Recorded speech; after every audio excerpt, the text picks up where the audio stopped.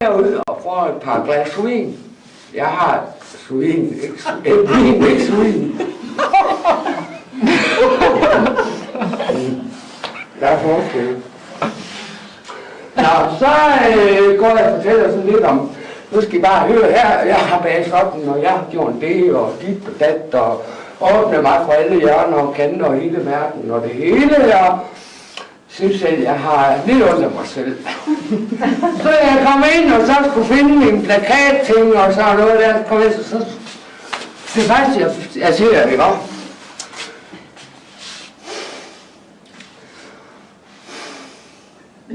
Det er da ikke rest, jeg nogensinde har set. Det var decideret væmmelige overgreb. Det var en stor billermand. Ja, jeg sagde jo sådan noget andet, ikke om, men nu prøver vi lige et andet sprog, fordi nu er der lige pludselig kommet nogen, der ikke kender sig her. Det er så nemt rød. Og i øvrigt, så har jeg det også nok, for det er lige meget. Og så jeg går ind og siger, nej, der var en, hvad var det? Det var en. Hun kommer i forhold til, nu skal du bare se her, nu skal du bare høre, prøv nu lige at høre her. Det er jo ikke sikkert, det er ondt men, eller det er noget som helst. Jo, det er ondt men, det der, det er fandme ikke, det er jo nemlig ikke være rigtigt. Så nu går jeg ind til Henning. Nej, hold nu op, han må sove. Nej, han skal ikke sove. Han skal vide, hvad jeg er blevet udsat for. Jeg gik hen og bange på, og Henning åbner, han er sådan lidt, hvad sker der her? Du skal bare lige vide, jeg har delt gjort alt muligt arbejde for det, og der sådan det, når man omforsiger det. Og jeg finder virkelig, det er modbydeligt.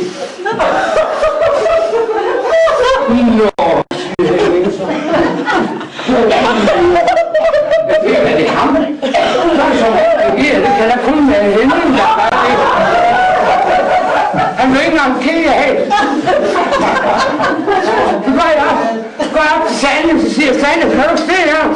Prøv lige at se, du kan da godt se, det er en sidst med tissemand. Jeg kan ikke engang sige ord.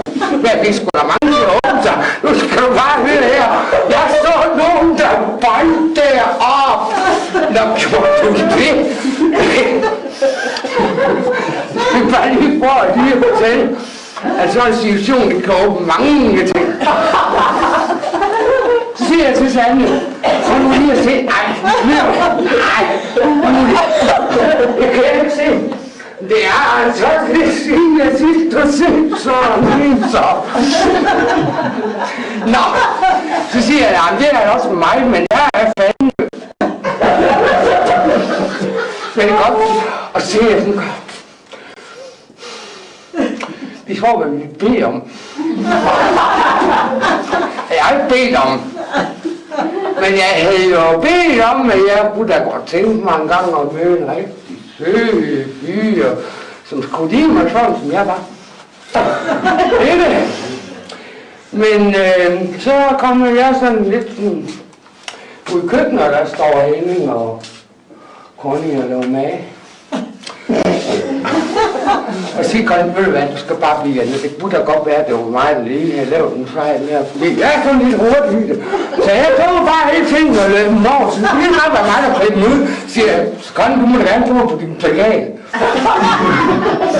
Nej, siger hun så, jo, det kunne da egentlig godt være. Nej, men det er bare sådan noget i det andet. Du skal ikke være så ked af det. Gå ind og kigge mig og spejle. Så er der noget, der siger, stop op, du. Stop op. Og det er ikke, om det var, fordi jeg så mig selv. Men så gik jeg tilbage. Og så tog jeg det der billede fra lidt. Det er godt nok noget af en hængst, det der, er det ikke en hest? Og jeg fik vendt ret. Der er godt nok noget med noget lange hår der. Så kom jeg til at slå mig. Det var det bare.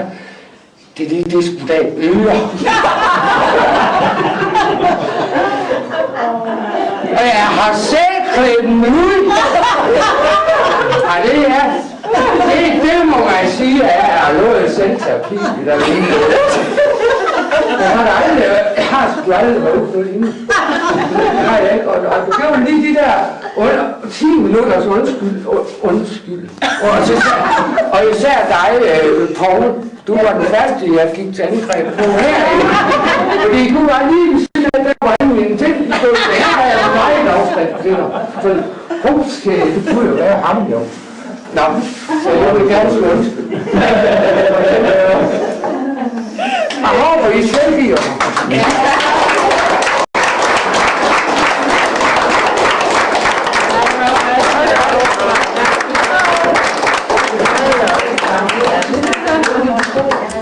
Hold da kæft. Hvor er det for hende? Hun er sat. Jeg